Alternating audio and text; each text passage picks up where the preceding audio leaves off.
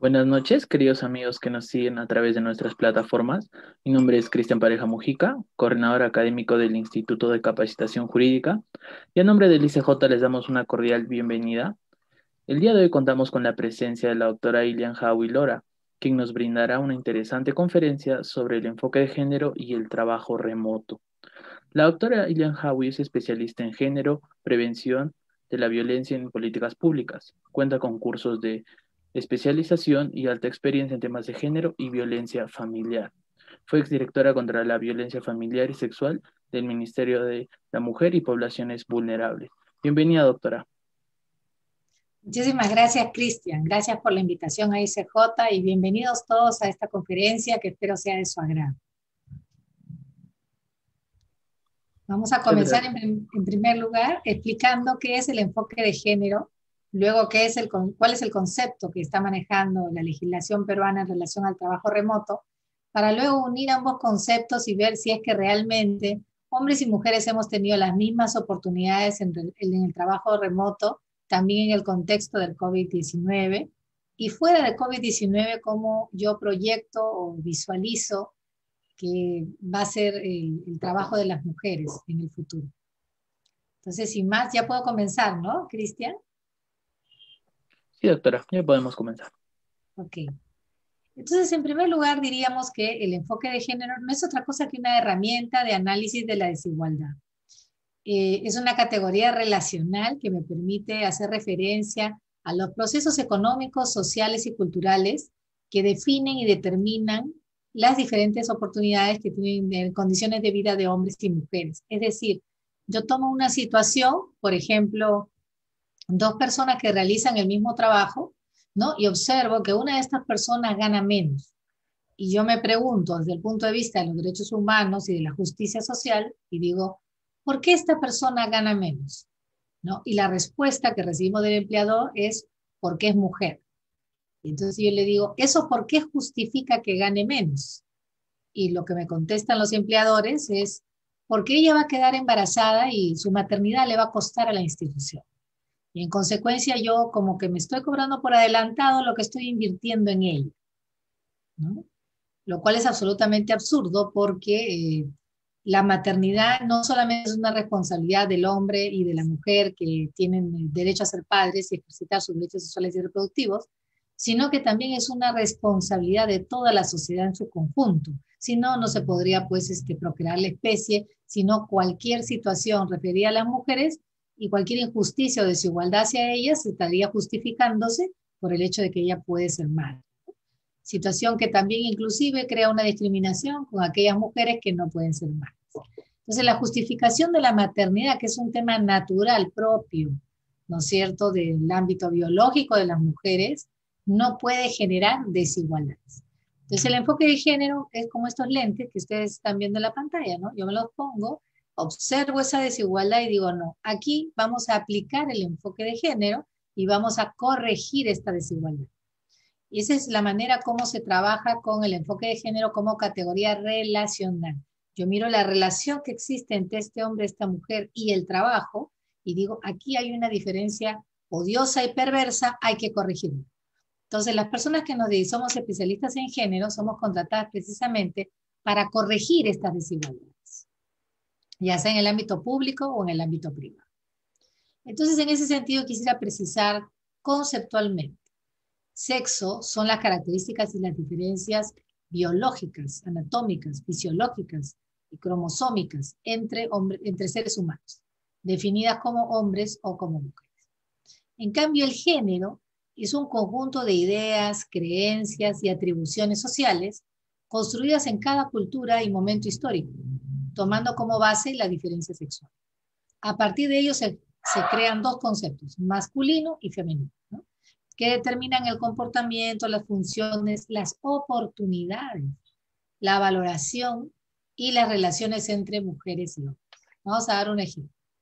A usted le anuncian que su compadre o su comadre acaba de dar a luz en la clínica y lo primero que usted pregunta ¿es niño o es niña? Y le dicen, es niño. Entonces voltea usted y mira a su señora y le dice, hay que comprar un regalo, pero no te olvides, tiene que ser celeste porque es niño. ¿Quién nos dijo a nosotros que el celeste es de niño? es un acondicionamiento cultural. El celeste es un color tradicionalmente asignado a los varones y el rosado es un color tradicionalmente asignado a la mujer. Esa es una creencia, es una tradición, es una costumbre. ¿Es inofensiva? Depende de cómo se mire. Ahora lo vamos a explicar. A través de esta diferenciación que yo hago, ¿no? Niño celeste, niña rosado, yo empiezo a atribuirle a esta niña rosada y a este niño celeste algunas creencias que yo he aprendido cuando yo me fui educando, ¿no es cierto?, a través de la crianza y la socialización. El proceso de socialización se da a través de la escuela, a través del barrio, a través de la comunidad, a través de la religión, ¿no? Básicamente nos la inculcan en casa a través de aquellas cosas que nuestros padres valoran, ¿no es cierto?, y que nos transmiten.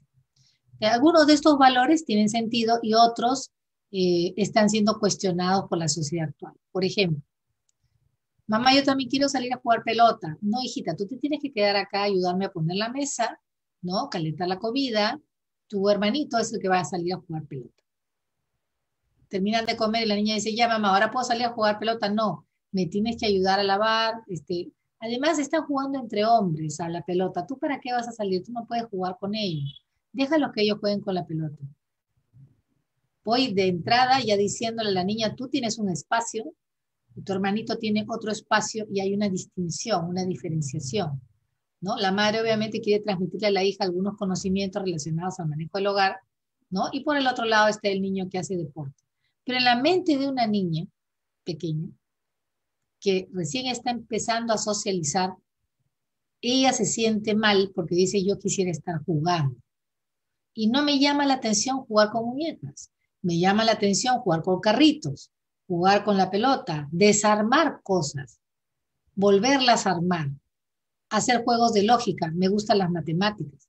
Sin embargo, toda mi familia me orienta, ¿no es cierto?, hacia temas considerados tradicionalmente más femeninos.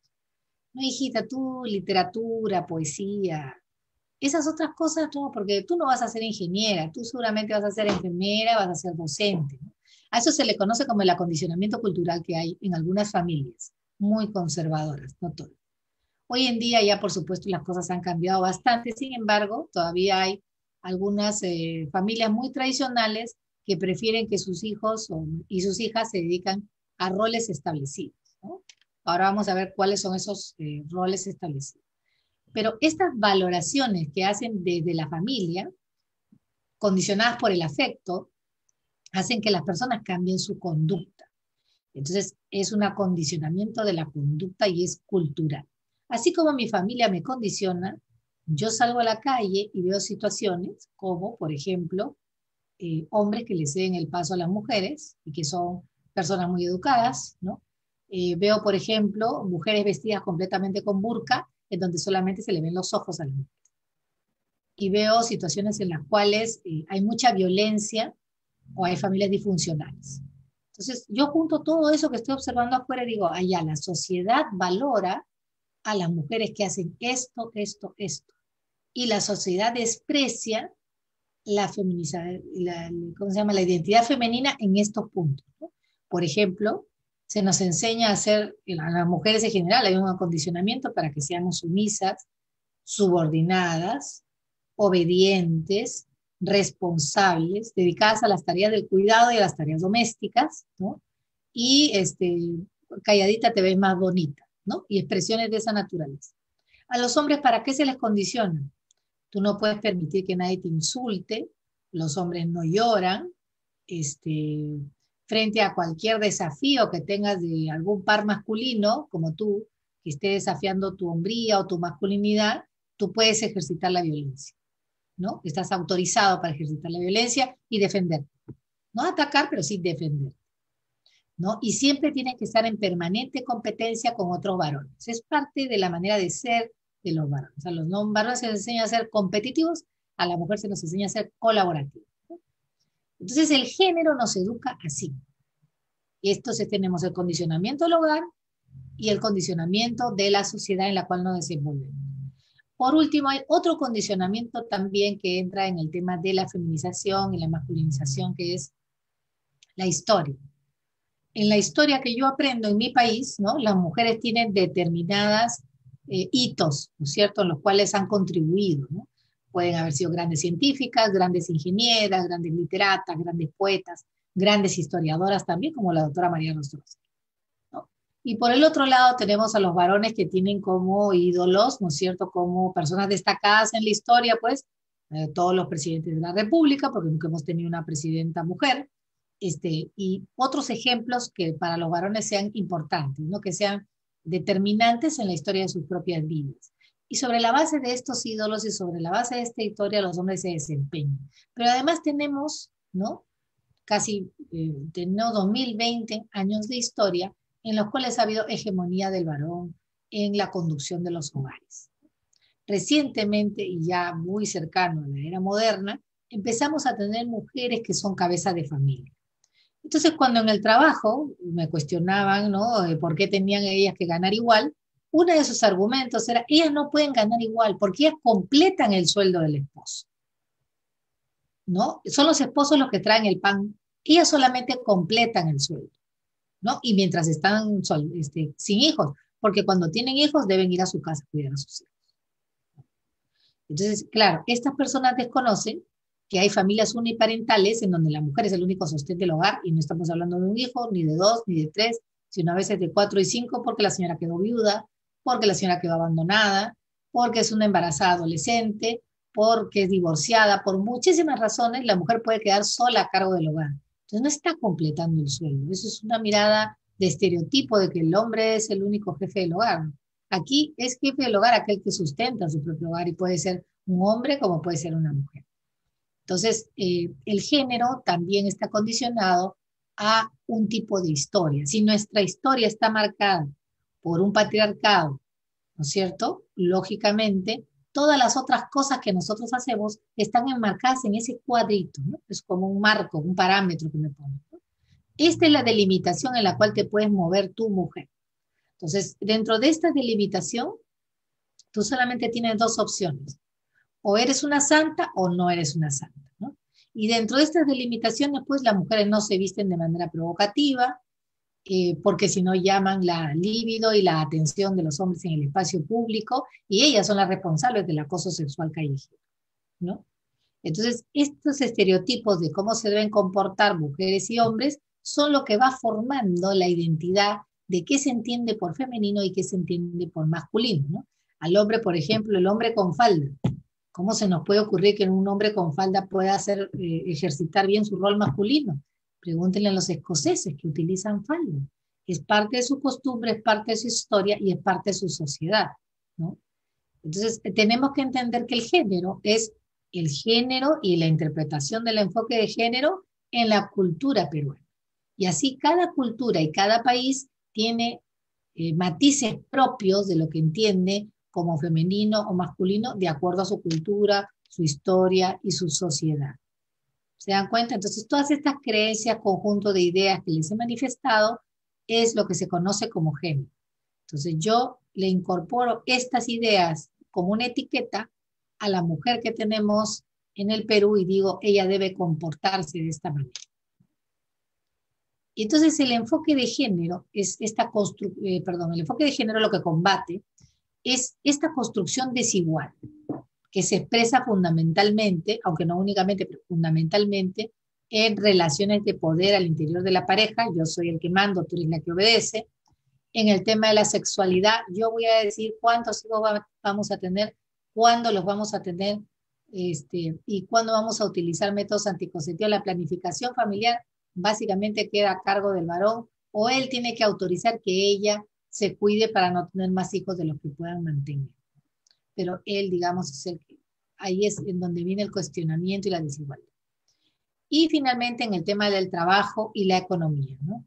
Si la mujer desempeña un trabajo precario, un trabajo que se encuentra bajo los estándares inclusive de lo que podemos entender como trabajos informales, hay un subinformal, ¿no?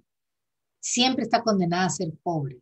Y normalmente, como a las mujeres les pagan menos por el trabajo que realizan, o sea, el rostro de la pobreza en el Perú es el rostro de una mujer.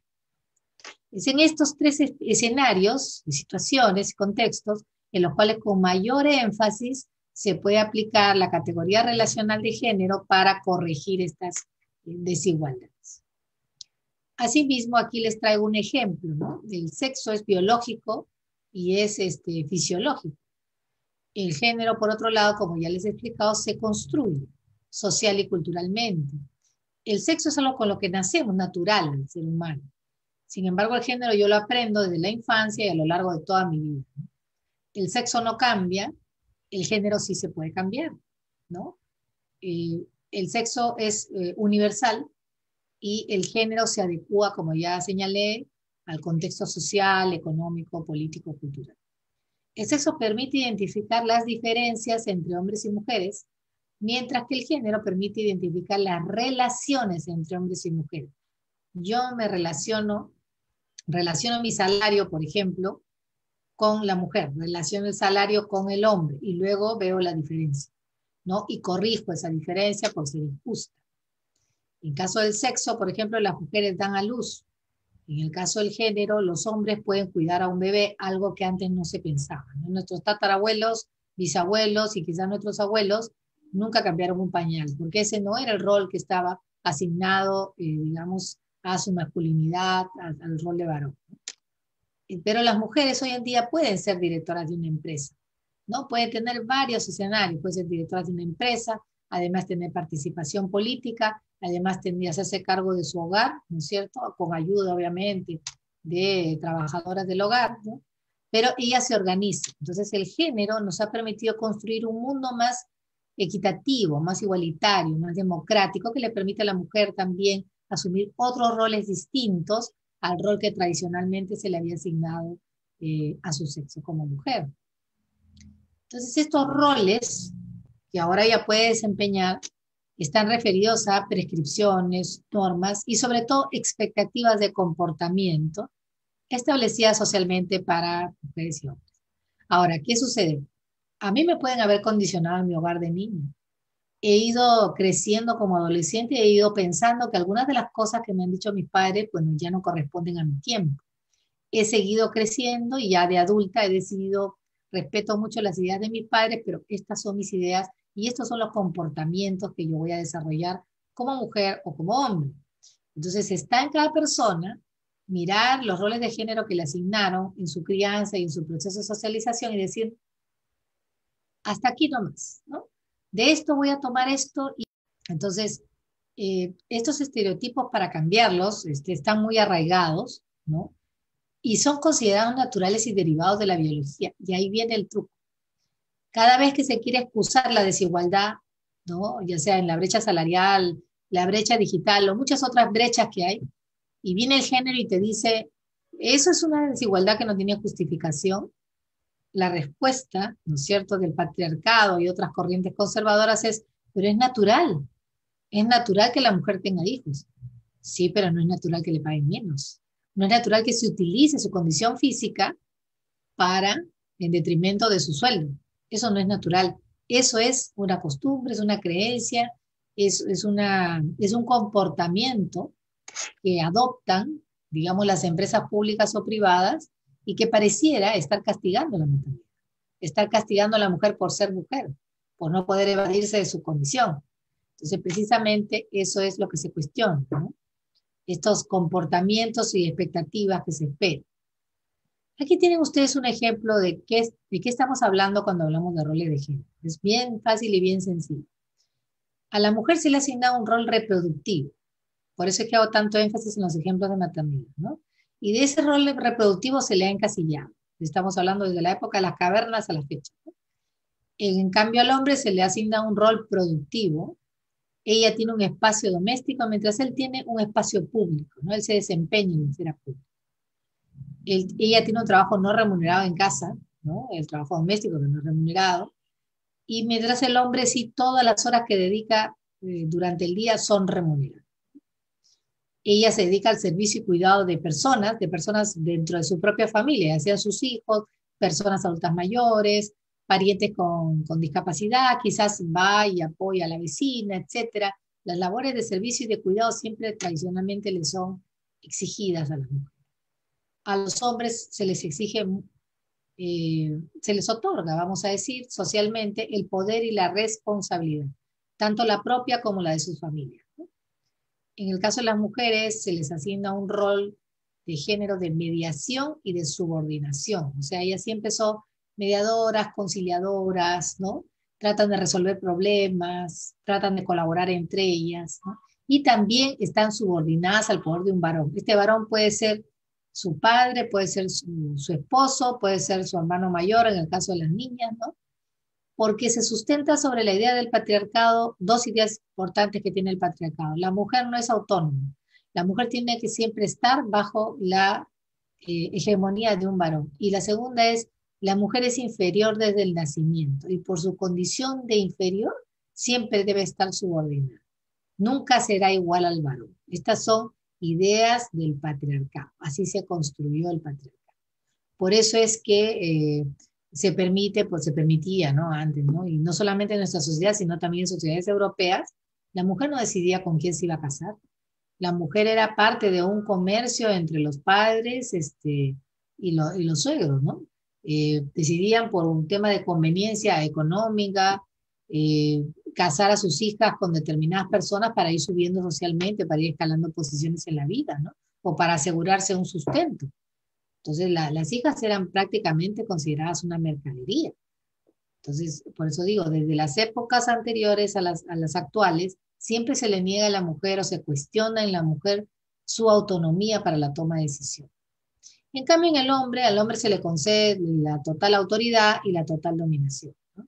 Nadie cuestiona que el hombre debe ser autoritario, nadie cuestiona que bajo su dominio está la jefatura de su hogar, por ejemplo. Esto son roles culturalmente asignados.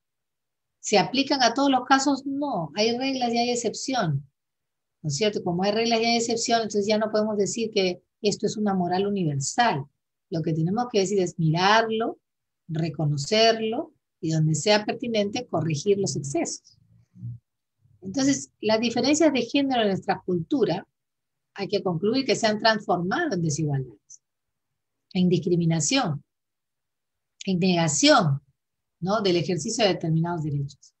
Muchas veces tras una diferencia aceptada como natural, se oculta en realidad una profunda desigualdad de oportunidades y de derechos.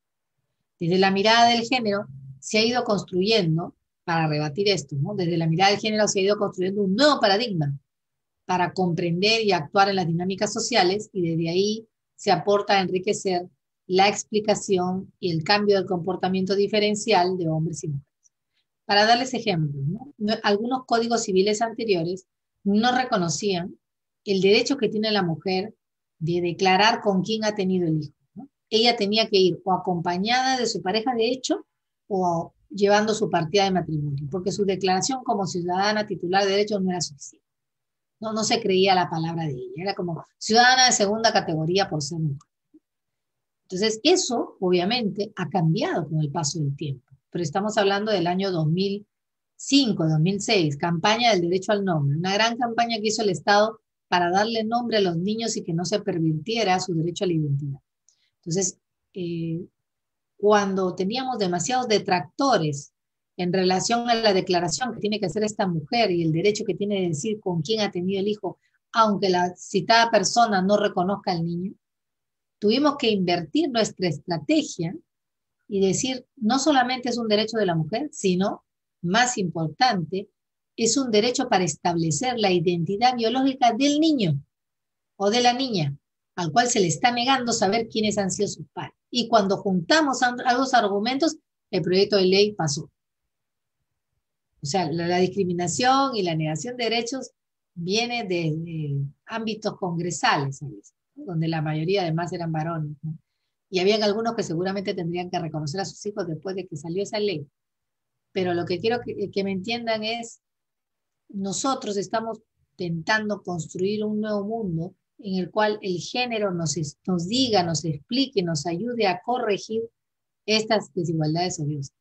Entonces, eso que antes es una locura lo que les acabo de contar los argumentos, ¿no es cierto? Parece exagerado, pero era como pensaba el Perú en el año 2005-2006. Campaña del derecho al nombre, lo puede usted buscar en el Google.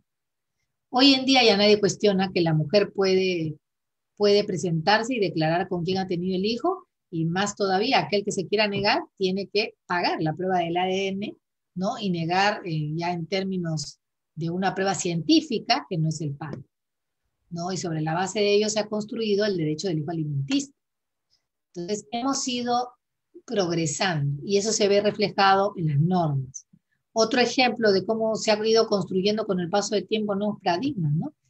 El raptor puede casarse con la raptada para reparar la honra de la familia, ¿no? O sea, obligaban a la persona que había sido raptada o quizás también violada a casarse con el violador o con el raptor para que su familia, no ella, su familia tuviera bien, en buen recaudo la honra familiar, ¿no? Porque obviamente ella ya no era virgen. Entonces, este rezago atávico del Código Penal de 1952 nos expresa cómo a través de la norma se busca continuar teniendo poder, ¿no es cierto? Y que la mujer no pueda tener autonomía en sus decisiones y menos autonomía sobre qué hacer con su propio cuerpo. La ley lo decide por ella, el Estado decide por ella, sus padres deciden por ella, pero ella no decide. Todo esto, como les digo, ha ido cambiando. Un ejemplo más sencillo, ¿no? Del antiguo Código Civil señalaba que la mujer tenía que pedirle permiso al esposo, ¿no? Para poder salir del hogar a trabajar. Hoy en día, pues, ese artículo no está, ya no lo tenemos, pero hemos ido migrando en nuestras ideas. Y ahora sí, el trabajo remoto. El trabajo remoto se caracteriza por una prestación de servicios subordinada con la presencia física del trabajador en su domicilio o lugar de aislamiento domiciliario o con motivo del COVID, ¿no es cierto? Utilizando cualquier medio o mecanismo que posibilite realizar las labores fuera del centro de trabajo, siempre que la naturaleza de la labor lo permita, ¿no? Es una labor que consiste en redactar informes, tomar llamadas telefónicas, ¿no? Etcétera, pero que se puede realizar de esta manera, se ha preferido el trabajo remoto, ¿no? Otras labores que tienen que ver con el ejercicio pues, de la fuerza, ¿no? O el ejercicio de algunas otras, por ejemplo, ¿no? Compra y venta de alimentos, ¿no? Ahí necesitamos una persona que manipule, que cocine, eso no lo puede hacer pues, definitivamente a través del trabajo remoto. Entonces, el trabajo remoto además no se limita al trabajo que puede ser realizado mediante medios informáticos, sino también de telecomunicaciones u análogos, ¿no? Sino que también se extiende a cualquier tipo de trabajo que no requiera presencia física del trabajador en el centro de labores. Por ejemplo, aquí tengo este aviso, ¿no? De oportunidades laborales que se han presentado a través del teletrabajo, ¿no? Encuestadoras remoto, que las mujeres muy bien lo pueden desempeñar. De hecho, la publicidad va dirigida a las mujeres, ¿no? Vendedores vía telefónica, especialistas en cobranza bilingüe, diseñador gráfico, supervisor administrativo online, desarrollador de web, asesor de cobranza, servicio al cliente, entre otros, diseñador gráfico, diseñador publicitario, vendedor inmobiliario, real estate, ¿no? Todo lo que tiene que ver con bienes raíces. Todo eso se puede desarrollar de manera remota, ¿no? A través del teléfono o a través de la computadora. Entonces, las mujeres sí hemos tenido, algunas, la oportunidad de migrar completamente al trabajo remoto, completamente, ¿no? Sencillamente se apagó la computadora allá y se vino a prender la computadora aquí. Y hemos continuado con nuestro trabajo, ¿no? Por ejemplo, los abogados han visto pues que hay una gran oportunidad, hay menos desplazamiento, menos gasto de lo que significa sobrellevar un estudio, ¿no es cierto? Y todas las oficinas se han trasladado probablemente a sus casas, ¿no? ¿En dónde ha venido la dificultad para los que litigamos? En el Poder Judicial, que no ha podido al 100% prestar las atenciones debidas a todos los procesos, ¿no? Y yo diría en especial a los procesos de familia, ¿no? Ha desbordado completamente la atención. Si ya antes la tenían desbordada y estaban empezando a migrar al expediente virtual, con motivo de la pandemia del COVID-19, han tenido que hacer un viraje a toda velocidad y convertir todos los expedientes a virtualizar toda su atención, ¿no? ¿Cómo vemos el enfoque de género en el trabajo remoto?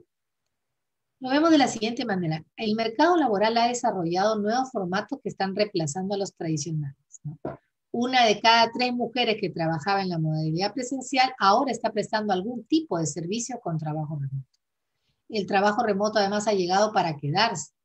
La nueva normalidad post-COVID-19, ¿no es cierto? O mejor dicho, el COVID-19 lo ha incorporado, pero la nueva normalidad que se va a desarrollar cuando ya no tengamos el virus, probablemente no va a ser volver a un trabajo presencial, sino quedarse en un trabajo remoto, ¿no? El trabajo remoto, si es cierto, ha impactado de forma diferenciada, y ahora lo vamos a ver, en hombres y mujeres durante la cuarentena o el aislamiento obligatorio. Por ejemplo, el horario infinito le llamo yo, ¿no? De cualquier manera estás en tu casa, ¿no? Aprovecha para ir a la tienda, lava el piso, ¿no? Y cuida al niño.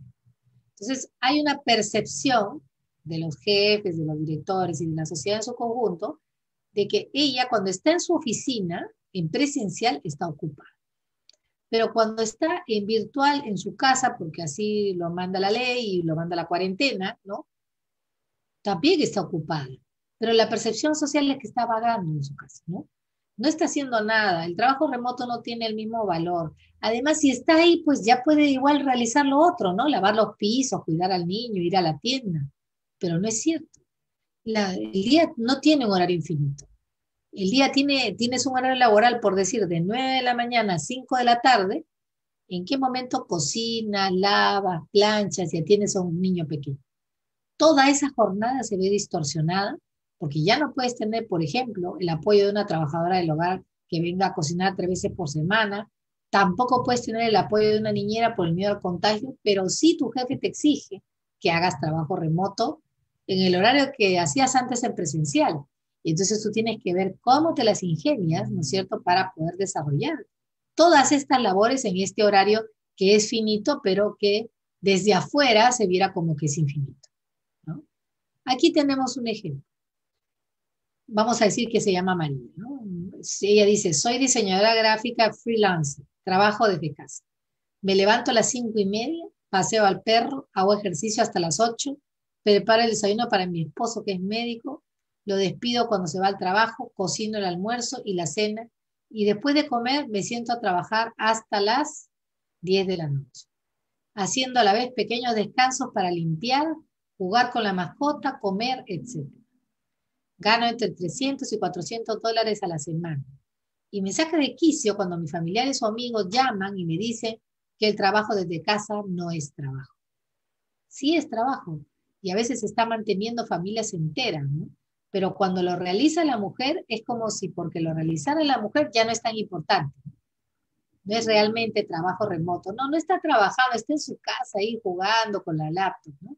Es como desvalorizando el trabajo remoto porque lo realiza una mujer. Mientras que si una mujer sale a trabajar a una oficina, sí, ella sí está trabajando, ¿no? Entonces hay esa percepción distorsionada del trabajo remoto realizado por mujeres en el hogar. También tenemos aquí, pues, ¿no? Tenemos otro problema que también se presenta con el tiempo. Lo más difícil es detenerse. Aquí tienes el horario de oficina, da las 6:15 y ellos salen del trabajo. Pero un freelancer se puede quedar hasta las 9:30 de la noche trabajando, ¿no? Ya que te pagan por el resultado y además estás con varias agendas que tienes que cumplir durante el día, la de los niños, la del esposo, la de la comida, la de la limpieza, ¿no? Hace que sea muy tentador para ti, pues, desempeñar todo tu trabajo que se te olvidó durante el día o no pudiste realizar, trabajando más, ¿no? Tomando más cantidad de empleo, tomando más encargos. ¿Por qué? Porque no hay una separación formal en el hogar como sí sucede en la oficina. Yo digo, estoy en el trabajo, no me llamen, o digo, ya me he ido a mi casa, nos vemos en la casa y es otra dinámica. Yo cruzo la puerta, dejo mi saco en el perchero y me transformo en la mamá perfecta porque he llegado a mi casa. Igual en la mañana cojo mi maletín y me voy a trabajar y soy la trabajadora de oficina perfecta. O sea, yo tengo una dualidad que me permite separar las cosas. Pero con el trabajo remoto, las mujeres, que nos ha impactado profundamente en la dinámica que teníamos de trabajar antes, nos hemos convertido en mujer satélite, ¿no? Con una mano estamos haciendo una cosa, con la otra estamos viendo otro tema, con la otra nos estamos comunicando con familiares que quizás necesitan nuestro apoyo moral, o nuestro apoyo económico y así, ¿no? Satélite, estamos en varias órbitas a la vez.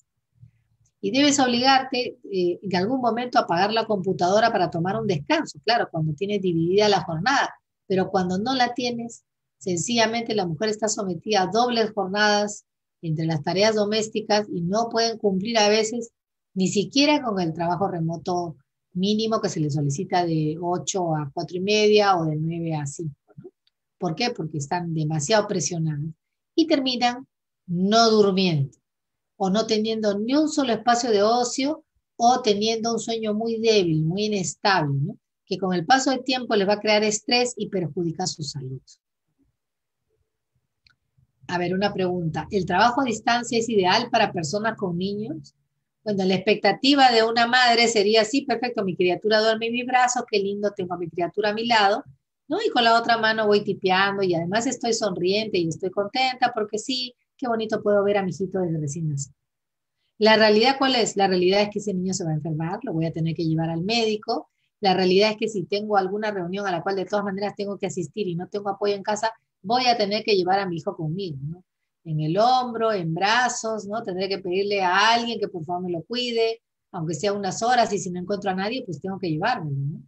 Entonces, el teletrabajo requiere además de mucha concentración, de la realización de cierta cantidad de trabajo diario, que es inexorable en la cuota, ¿no? Para algunas profesionales, por ejemplo, en consejería, ellas necesitan silencio absoluto, ¿no? Están aconsejando, son, por decir, psicólogas, o son asesoras, o son coaches, ¿no? De personas que necesitan mucho apoyo, ¿no? O son psiquiatras, ¿no? Y están haciendo todo, son doctoras, ¿no? Y están haciendo su atención en la laptop, pero ¿qué pasa? Tienes a la criatura que llora o demanda atención, ¿no? Porque ven a la madre que antes no la veían, ahora la ven todos los días y la ven en casa. Entonces creen que la madre está desocupada por el hecho de estar en casa, ¿no? Porque siempre que la mamá llegaba a la casa los atendía, los veía. Ellos no logran diferenciar y no logran distinguir la situación en la que nos encontramos con la cuarentena o con el trabajo remoto al cual han migrado muchas empresas. Entonces, ¿es ideal para las personas el trabajo a distancia? En realidad, tendríamos que llegar a la conclusión de que no, pero aún así, las mujeres nos hemos tenido que adaptar. Hombres y mujeres tenemos las mismas oportunidades en el trabajo remoto. Yo tendría que llegar a la conclusión de que no.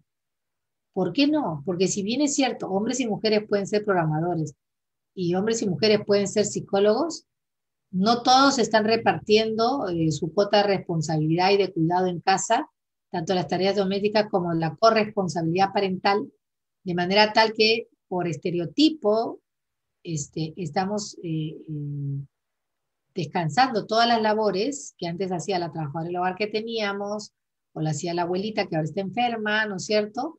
Todo está descansando, todo encima de la espalda de las mujeres. Y los hombres probablemente están a su costado también haciendo trabajo remoto. Y ambos están quizás ganando el mismo sueldo, pero ella está teniendo doble y hasta triple jornada. Y si encima es candidata a la presidencia, vicepresidencia de la República, o además es candidata a una curul, y en el futuro puede ser candidata a regidora, o puede ser candidata a alcaldesa, y todavía estemos con el problema del COVID-19, esa participación política le va a exigir otra cuota más de tiempo que, como dije, el horario es finito, no infinito.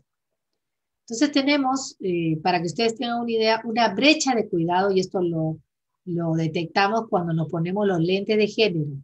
Hay una brecha de cuidado porque las mujeres destinan 39 horas y 30 minutos a la semana a la labor doméstica y los hombres solamente 15 horas y 50 minutos, o sea, casi la mitad, ¿no? Menos de la mitad. Entonces la diferencia de horas y de minutos es casi el equivalente a un día entero de trabajo. 9 horas y 15 minutos. Esa es la distancia entre la cantidad de horas que trabaja él y la cantidad de horas que trabajo yo a la semana. Es la diferencia entre sus horas y las mías. Y ¿eso qué ocasiona para mí como mujer? Mirándolo desde el punto de vista del enfoque de género, este tipo de teletrabajo ocasiona pobreza de tiempo, o sea, mi tiempo ya no es de calidad para mis hijos.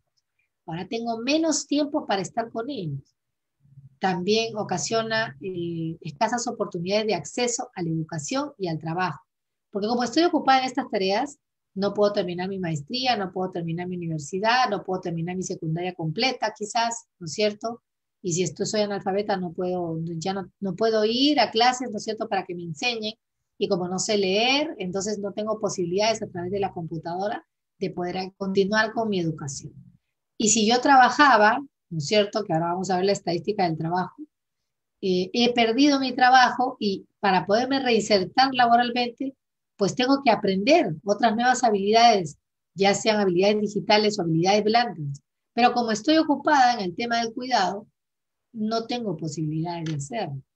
Entonces aquí se aplica con género, con enfoque de género, para corregir eso, aplicamos corresponsabilidad parental y doméstica. Entonces el señor, si hay que salir a pasear a la mascota, o los hijos tienen derecho a 1 hora diaria para salir a, ¿no?, tomar un poco de aire, circular, ¿no?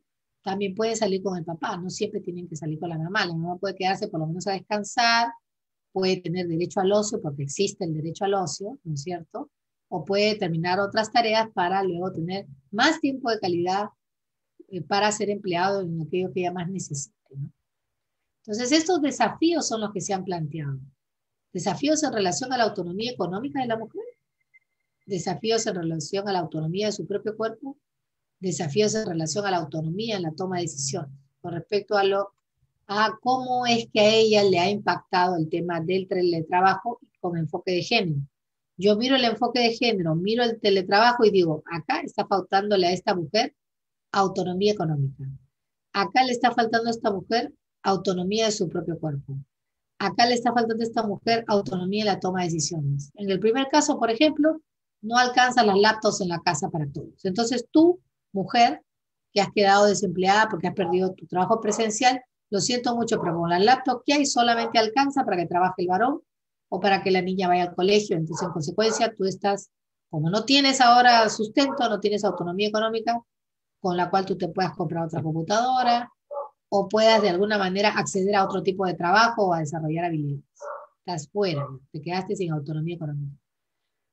A pesar de que quieras empezar a desarrollar teletrabajo, pues tienes que aprender cómo hacerlo. No es algo tan sencillo, ¿no? Y aquellas que han tenido que emigrar forzadas, igual, tienen limitaciones porque se les cae la red, por una serie de temas, ¿no es cierto? Y no es tan sencillo la migración. Entonces, ella siente que no tiene autonomía económica. Es un desafío para ella luchar por esa autonomía. En relación a la autonomía de su cuerpo, es cuando, por ejemplo, el esposo se pone bastante demandante con ella, ¿no? Puede ocasionar inclusive algunas situaciones que lindan con la violencia familiar, para que ella no tome decisiones con respecto a su cuerpo. Por ejemplo, ella le dice, mira, habíamos planificado tener un hijo, pero en esta situación en la que nos encontramos, en la que solo tú tienes empleo de teletrabajo, yo creo que debemos suspender la búsqueda de un hijo. Y él le dice, no, yo he decidido, yo pago todo acá, yo soy el jefe del hogar y yo decido que es un buen momento para tener hijos. Llueve o truene, ¿no? Pero ya tenemos 2 hijos y la situación está, digamos, bastante complicada, ¿no? Pero él no le deja a ella tomar esa decisión, insiste, ¿no? Insiste en esas relaciones de poder que él quiere ejercitar sobre ella, porque, ¿no?, él es el varón, él es el jefe del hogar.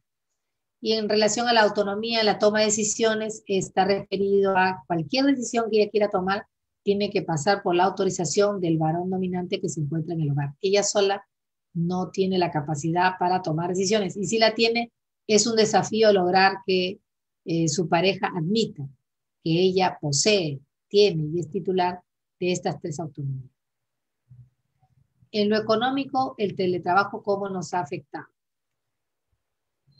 La mayoría de las mujeres hemos querido migrar al teletrabajo en la situación siguiente, ¿no? Si un 72% de la población económicamente activa del Perú es informal y dentro de ese grupo, dentro de el gran grupo de informales son las mujeres, en el momento en que se dieron las primeras cuarentenas, prácticamente el 54% de las mujeres que tenían empleo lo perdieron con la cuarentena. Y el resto, ¿no?, los que quedaron, que pudieron migrar al teletrabajo, tuvieron que rápidamente adaptarse, ¿no es cierto?, al mundo digital, a pesar de no contar anteriormente con esas competencias, ¿no? Y bueno, algunas otras mujeres han tenido que entrar en contextos de mucha escasez y de mucha pobreza y pensando en la economía de su hogar, han decidido migrar al teletrabajo, pero también se han expuesto, ¿no?, a dificultades como, por ejemplo, conseguir el bono de emergencia. Esta mujer tiene que estar haciendo cola aquí, ¿no? Para poder conseguir sustento o economía. Normalmente salen de la informalidad y vuelven a la informalidad porque no tienen tiempo ni capacidades. También el teletrabajo nos ha expuesto a las mujeres, y digo solo a las mujeres y a las niñas y a las adolescentes que están estudiando, a un 68% de ciberacoso que se ha dado durante el tiempo de la cuarentena, que es el periodo que he tomado para estudiar, ¿no? Nos ha expuesto, los varones no tienen estas preocupaciones ni que superar estos desafíos en el trabajo. Es decir, el hostigamiento laboral que yo tenía en presencial se ha transformado en un acoso sexual en la modalidad virtual. O sea, como nos comportamos en la oficina, haciendo bromas sexistas, exhibiendo machismos, micromachismos, ¿no es cierto? Comportándose de una manera en la cual siempre el superlativo era androcéntrico, o sea, referido solamente al hombre, y las mujeres estaban como relegadas a posiciones de secretaria, asistentas, pero nunca jefas, nunca directoras, ¿no? Y además eran acosadas por sus jefes, ¿no? Estos acosos que los teníamos en presencial y que la mujer dijo, uy, ahora me libré, como todos nos hemos vuelto teleremotos, ya me voy a olvidar de estos problemas que tenía yo en presencial. No, también se han traducido ahora al ciberacoso y ahí tenemos las cifras, ¿no? 61,2% de ciberacosadores son hombres, 73% de ciberacosos se realizan a través del Facebook. Durante la pandemia el ciberacoso se incrementó en un 88%. ¿Se da cuenta? Entonces, esto es el reflejo de lo que podemos tener en un teletrabajo, ¿no? En trabajo remoto.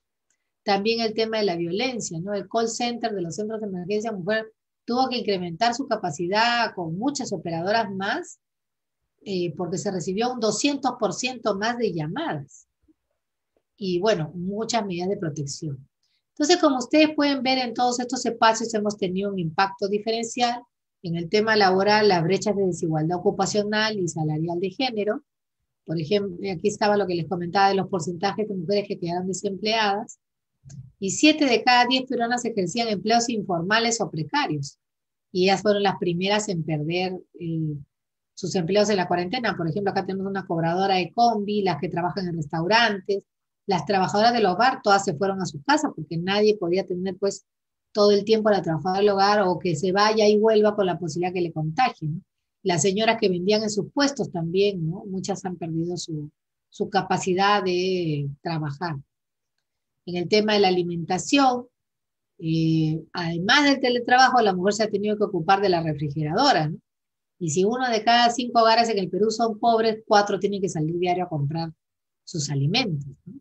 Y en la cuarentena se evidenció que la cocina sigue estando de manera tradicional a través del tema del género, socialmente atribuida a la mujer. En el tema de la salud, la mujer ha sido la primera en el frente de batalla, ¿no? 7 de cada 10 trabajadores de la salud son mujeres. Ellas no han podido migrar de la modalidad presencial al trabajo remoto, sin embargo, ellas iban y venían, ¿no es cierto? Y esto coincide con la feminización de las labores, ¿no? De cuidado de la salud en el Perú. Pero si ellas, por ejemplo, llegaban a su hogar y había una persona enferma, ¿no? O probablemente aislada por el tema del COVID, ya dejaban su trabajo oficial, su trabajo rutinario, ordinario, para quedarse en casa a cuidar a su familiar, ¿no? ¿Por qué? Porque no hay nadie más pues, que haga esa labor, ¿no? Y si hay, ellas son, como podemos decirlo así, las expertas en el tema de los cuidados del COVID, entonces ellas perdían oportunidades laborales, ¿no? Y se quedaban en casa para cuidar a sus familiares. En conclusión, y con esto concluyo mi exposición, la situación de emergencia por el COVID ha generado una excesiva sobrecarga de labores de las mujeres en detrimento de su salud física, mental, ¿no es cierto? Ya que estas actividades que realizaban diariamente se han sumado a otras, ¿no? Como el doble de tareas domésticas, el acompañamiento escolar virtual a sus hijos, el trabajo remoto, la compra de alimentos y las labores extra de desinfección para evitar el contagio de COVID-19.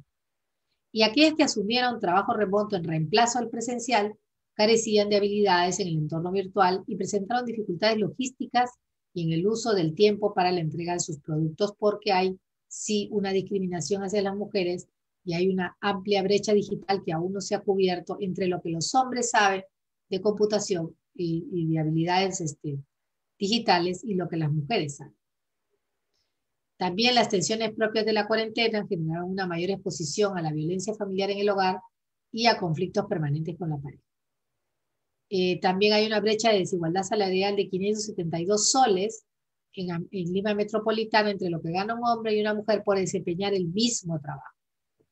También ellas tuvieron una mayor exposición al peligro debido a las tareas de alimentación, de cuidado de personas expuestas o en aislamiento, lo que las llevó a incumplimientos laborales, a solicitar licencias, extensión de la licencia, etcétera, para poder dedicarse a estas labores.